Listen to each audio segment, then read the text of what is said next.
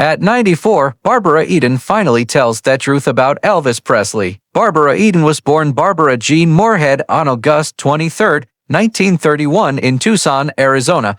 Growing up during the Great Depression, Barbara's early years were not easy at all. When her parents got divorced, she and her mom moved to San Francisco, where she lived for most of her childhood. To stop being shy and find her own voice, young Barbara started singing and played in local bands when she was a teenager. Then she studied theater at San Francisco's City College and took singing lessons at the San Francisco Music School. Her first try at show business started with beauty contests, where her pretty looks and charm quickly got people's attention. Winning local contests opened the door to modeling jobs, commercials, and later Hollywood tryouts. Barbara chose the stage name Eden, a special choice that showed both her hobby and her dreams for a career full of opportunity. By the mid-1950s, she was getting guest parts in popular TV shows like I Love Lucy, Gunsmoke, and Perry Mason, plus parts in movies, including Voyage to the Bottom of the Sea and Flaming Star with Elvis Presley.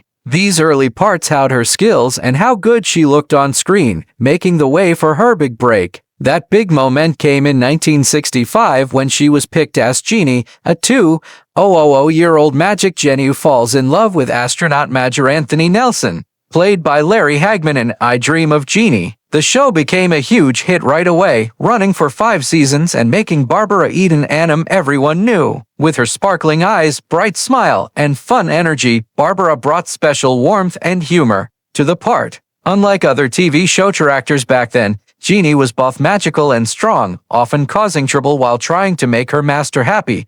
The pink costume she wore, both bold and playful for 1960s TV, became one of the most well-known outfits in TV history. Even many years later, just saying Jeannie's name brings her picture right to mind, showing how her acting never gets old. But Barbara Eden's career didn't stop with Jeannie. She kept working steadily in TV, movies, and theater after the show ended. She starred in movies like Harper Valley PTA 1978 based on the popular country song which later became a successful series where she also starred. She appeared in dramas, comedies, and guest parts, always showing her ability to change and make herself new again. Barbara also performed on theater stages all over the country, doing musicals and stage plays where her singing talent, often hidden by her TV fame, could really shine. She even tried writing, publishing her life story Jeannie Out of the Bottle in 2011, which became a bestseller and gave fans a close look at her life, both on and off screen. Her personal life has also been a trip filled with both happiness and sadness.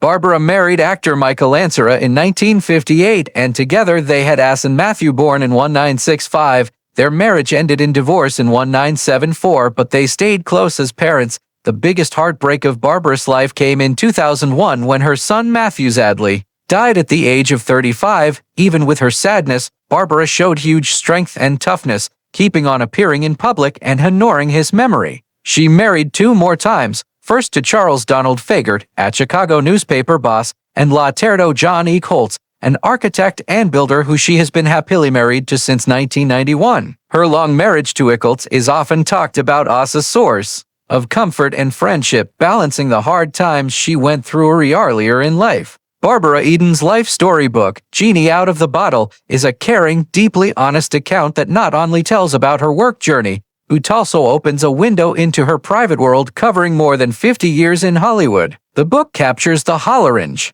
of her life, from her simple beginnings to the amazing heights of stardom to the personal tragedies that tested how strong she was. In it, she speaks with honest openness about her early childhood, a time that shaped her sense of never giving up and self-control. Born in Tucson, Arizona, and raised during the hard years of the Great Depression and World War II, Eden talks about a childhood marked by both challenges and dreams. Her family had money troubles, but her mother taught her to love music and performing. These influenced of young Barbara an early wish to go after the arts, and her natural beauty mixed with her talent made her stand out even when she was growing up. As the life story tells, her rise to being popular started when she was still a teenager, and kept going through her early 20s. She worked really hard to make her skills better, studying voice and acting while taking on small jobs to support herself. Eden remembers her days as a choir singer and later as a performer in local theater, which finally led to her entering beauty contests. Winning praise in THASA competitions opened doors to the entertainment business, letting her make the jump to Hollywood. Step by step, Eden changed from a hopeful newcomer to a face people knew, appearing in commercials, guest starring on TV shows, and getting small parts in movies. These chances, though small at first, gave her the valuable experience and being seen that she needed to stand out among countless hopeful actresses in Hollywood at the time. Her life story also celebrates the people who worked with her and influenced her along the way. Eden writes warmly of her many co-stars, directors, and producers, thanking the friendships she built and the work lessons she learned. She pays respect to actors like Larry Hagman, her unforgettable co-star on I Dream of Jeannie, with whom she shared a complicated but finally loving relationship both on screen and off. Beyond Hagman, Eden's Hollywood career brought her to meet lots of amazing talents, and she thinks back in those experiences with both missing the past and honesty. Her stories about life on studio lots, practices, and the friendship, and sometimes fights among cast members give readers an insider's view of the golden years of TV. Of course, one of the main themes of Jeannie Out of the Bottle is the work that final I'd find. Her career, I Dream of Jeannie, Eden gives a detailed look into how she was picked for the part, how the show was created, and how it became one of the most beloved sitcoms of the 1960s. She speaks openly about the joys of playing the magical and playful Jenny, as well as the challenges of being so strongly connected with one famous character. While she got fame and love worldwide because of Jeannie, Eden also honestly talks about the frustrations of being typecast and the struggle to prove herself as a skilled actress beyond the sitcom. Still, she shows huge thankfulness for the lasting love fans have for the show, knowing that Jeannie's imago has become a timeless symbol of charm, humor, and TV history. In addition to her career, Eden's life story is honest in how it shows her personal life, including her marriages. She first married actor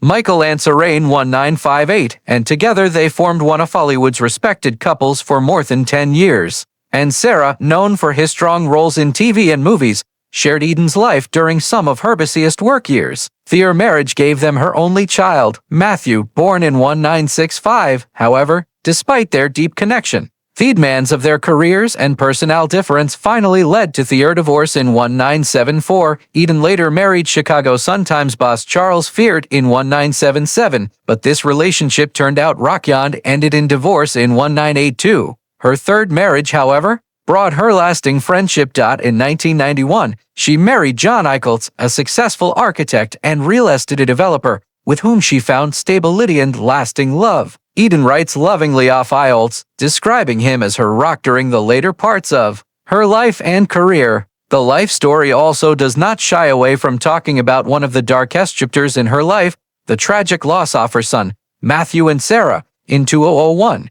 Matthew, who had struggled with drug abuse for years, died at the age of 35 from a drug overdose. Eden tells about the devastation she felt, describing her emotional breakdown in time after his passing. She shows the pain of losing a child, the sense of helplessness she felt watching his battles, and the overwhelming sadness that almost ate her up.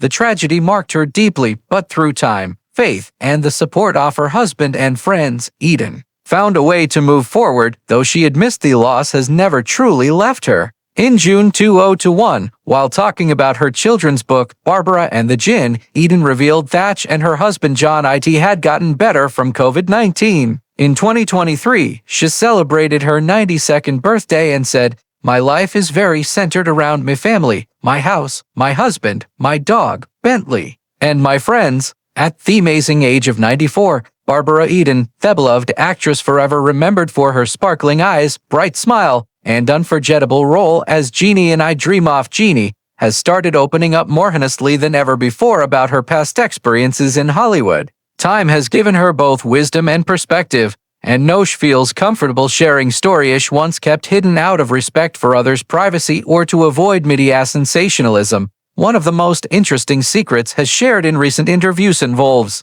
none other than Elvis Presley, the king of rock and roll, whose glow and influence ruled the 1950s and 1960s. Fans have long wondered about what her relationship might have been like, whether work-related, personal, or even romantic. And Eden, with her trademark warmth, grace, and gentle honesty, has finally given some answers. P.O. Plelwiz asked me about Elvis, Eden explained in her recent thoughts. They think because we were both in Hollywood during the same time that we must have been close friends or there was some kind of romance. The truth is I did know him, but not in the way people think. She went on to tell about her first meeting with Presley, remembering the weird feeling of meeting a man whose fame was bigger than life. He was so polite, very quiet actually. Not at all the wild rock and roll rebel you'd expect from headlines. What struck me most was how he seemed when you spoke to him one-on-one. It was almost like Thestage personality was a costume he wore, and under it was this gentle southern boy who still had a sweetness about him. Eden's view gives a rare look into Presley's two sides, the global star loved by millions, and the easily hurt human being hidden under the glitter of stardom. I remember being surprised by how much he listened, shedded. He wasn't trying to control the conversation. He wanted to know about me, about my work, about I Dream of Jeannie. That was very nice, of course, but it also made me realize how lonely he must have been sometimes. Everyone was always asking him for something, but he seemed thankful just to have a normal chat. When I sked straight out whether there had been any spark of romance between them, Eden lied softly, putting to rest decades of rumor. No, there was never a romance, she said. He was charming and he had this pull that's impossible to describe unless you've been in the same room with him, but our paths didn't cross that way. I looked up to him and I think he liked me too, but it was always respectful. I had my own life, my own career, and Elvis was, well, Elvis. He had a whole world around him that wasn't like anything I'd ever experienced. Still, Eden admitted that she was deeply saddened by Presley's struggles later in life and his early death at only 42 years old. It broke my heart when I heard the news, she thought quietly, because I had seen that tenderness in him, that almost boyish innocence. I knew how easily he could be hurt. Fame can be very mean. It gives you everything and takes everything away. I wish he had been able to find more peace and happiness outside of the spotlight. He deserved that. For Eden, telling the truth about Elvis at 94 is not about scandal or gossip, but about honoring a man she remembers with caring. He was more than just the king of rock and roll. She ended. He was a person with feelings, with dreams, with doubts, just like anyone else. That's what I want people to remember about Elvis. Not just the legend, but the man behind it.